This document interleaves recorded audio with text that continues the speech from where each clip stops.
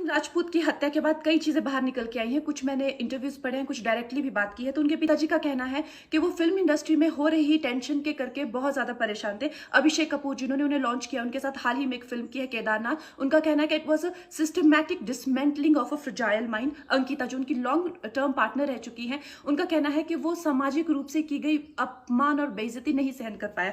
तो अब मैं आपको बताऊंगी कि मूवी माफिया ने ना कि सिर्फ उनको बैन किया था, सिस्टमैटिक डिसमेंटलिंग, कैसे कतरा कतरा करके उनका दिमाग तोड़ा गया है, उनको मारा गया है।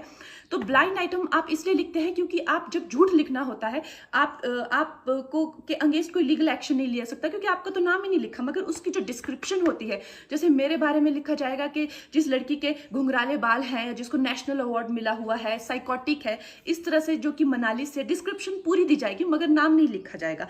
23 अगस्त 2017 को बॉलीवुड लाइव सुशांत के बारे में लिखता है कि वो जब भी सेक्स करता है तो सिर्फ अपने ही गाने सुनता है, वो सबसे बड़ा नार्सिसिस्ट है। 16 दिसंबर 2016 में मुंबई मिरर लिखता है कि सुशांत एक ट्रक ड्राइवर की तरह लगता है। 22 फरवरी 2019 को मुंबई मिरर लिखता है कि पार्टी में तमाशा करने के बाद सुशांत ने कांच की बोतल एक डायरेक्टर के सर पे दे मारी। 18 अक्टूबर 2018 को डीएनए लिखता है कि सुशांत ने अपनी को एक्टर का रेप किया और वो मीटू के चलते अब जेल जा सकता है। और ऐसी न जाने कितने अनगिनत झूठ।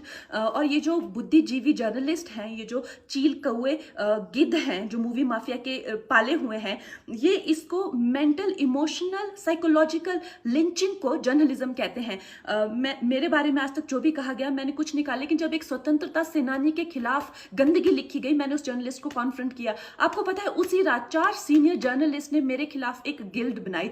ऐलान किया गया कि इसकी फिल्म को बैन किया जाए, फ्लॉप किया जाए। आपको पता है 3000 जर्नलिस्ट गैंग अप होते हैं एक अकेली लड़की पर, उसकी इमोशनल लिंचिंग करते हैं सरेआम, और ये समाज कुछ नहीं कहता, कानून कुछ नहीं कहता है।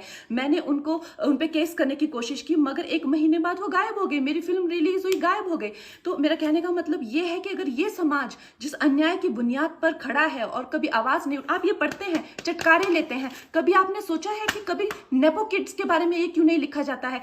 तो ये अन्याय का फंदा किसी दिन आपके बच्चों के गले में लटका मिलेगा, आपके गले में लटका मिलेगा। इसलिए जब तालियां बजेगी और सीटियां बजेगी तब आपको पता चलेगा कि क्या गुजरती होगी।